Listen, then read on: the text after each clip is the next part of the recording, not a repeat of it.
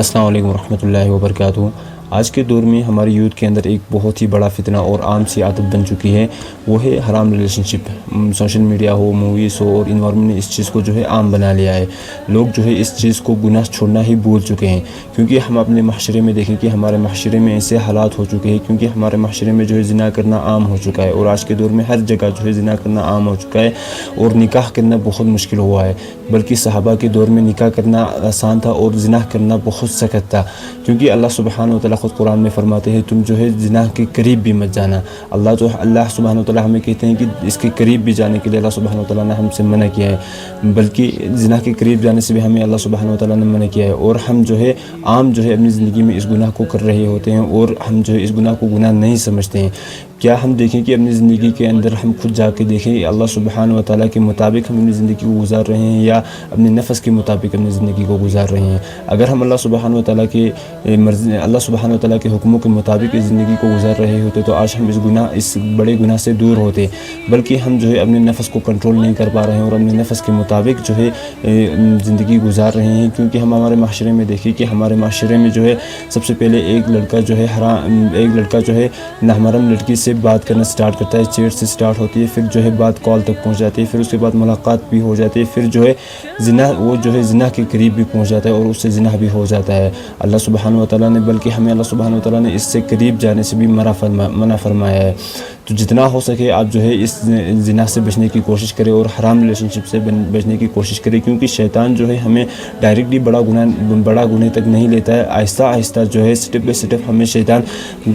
چھوٹے چھوٹے گناہوں سے ہم سے بڑا گناہ کرواتا ہے۔ اس میں مجھے ایک واقعہ یاد آتا ہے، برسیسا کا واقعہ۔ برسیسا ایک نیک اور ایک عبادت گزار شخص تھا ایک محلے میں۔ وہ سالوں تک اللہ سبحانہ و تعالیٰ کی عبادت میں لگا رہتا تھا، لوگ اسے بزرگ اور ولی کہتے تھے۔ لیکن یہ واقعہ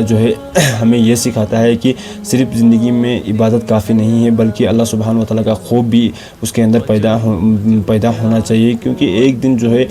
کیا ہوتا ہے کہ ایک محلے میں 3 بھائی اور ایک بہن رہتے ہیں، اور تین بھائی کسی کام سے انہوں کو کہیں باہر جانا ہوتا ہے، تو انہیں سوچا، ڈر لگتا ہے کہ ہم اپنی بہن کو کس کے پاس رکھ کے جائیں، تو انہیں یاد آتا ہے کہ برسیسا ہی ہے جو ہماری بہن کی مدد کر سکتا ہے، اور جو ہماری بہن کا خیال رکھ سکتا ہے۔ جب بھائی برسیسا سے ان کے بھائی برسیسا سے پوچھتے ہیں کہ آپ ہماری بہن کا خیال رکھیں، ہم آپ کے پاس ہماری بہن کو امانت کے طور پہ رکھ کے جاتے ہیں۔ برسیسا پہلے وہ انکار کر دیتا ہے، لیکن شیطان اس کے دل میں یہ وسوسہ ڈالتا ہے، تم صرف اس کی حفاظت کر رہے ہو، یہ نیک کام، یہ بھی تو ایک نیک کام ہے۔ برسیسا مان جاتا ہے، دھیرے دھیرے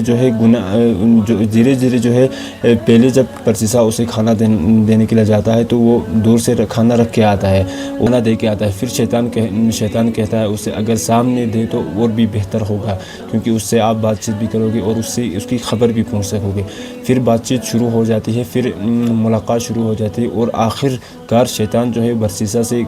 زنا کرواتا ہے، یعنی آخر کار وہ لڑکی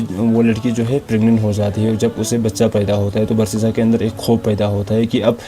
یہ اس عورت کا کیا کرے گا، کیونکہ لوگ اسے نیک سمجھتے تھے، کیونکہ یہ اللہ سبحانہ و تعالیٰ کی عبادت کرتا تھا۔ اب اس کے اندر ڈر پیدا ہوتا ہے کہ لوگ اس کے بارے میں کیا کہیں گے، اور لوگ اس کا کیا حال کریں گے۔ تو شیطان اس کے اندر یہ وسوسہ ڈالتا ہے کہ اب تیرے پاس لاسٹ آپشن ہے، اس کے بغیر تیرے پاس کوئی راستہ ہے ہی نہیں، اب تو ان دونوں کو قتل کر دے، لڑکی اور لڑکی نے جس کو جنا تھا ان دونوں کو قتل کر دے۔ جب برسیسا ان دونوں کو قتل کر دیتا ہے اور کہیں دفنا دیتا ہے۔ جب تینوں بھائی اپنے کام سے واپس اپنے گھر آتے ہیں تو برسیسا سے پوچھتے ہیں، برسیسا ان کو یہ پورا واقعہ اور پورے حالات بتا دیتے ہیں، تو برسیسا پہ انہوں کو اتنا بھروسہ تھا کہ وہ چپ چاپ سے یقین کر کے بیٹھ جاتے ہیں۔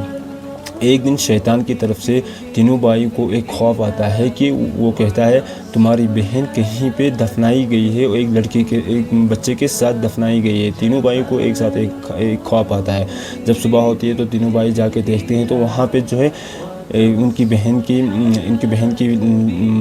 لاش اور چھوٹے بچے کی لاش ہوتی ہے۔ پھر اس کے بعد جب حقیقت پتہ چلتی ہے برسیسا کو وہ پکڑ کے لاتے ہیں اور وہ سزا دینے کے لیے لاتے ہیں۔ جب برسیسا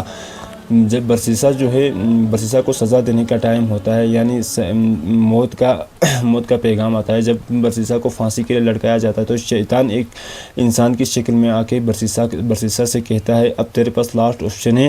تو میرے سامنے اپنا سر جھکا دے۔ برسیسا اپنی لمٹ کو کراس کر کے شیطان کے سامنے اپنا سر بھی جھکا دیتا ہے۔ پھر اس کے بعد شیطان کہتا ہے کہ اب میں تجھے نہیں جانتا ہوں، تو ہی جانے، تیرا رب جانے، میرا جو کام تھا میں نے کر دیا۔ تو ہمیں اس سے یہ سبق ملتا ہے کہ ہم جو ہے اپنے آپ کو اس گناہ سے بچنے کی کوشش کریں اور شیطان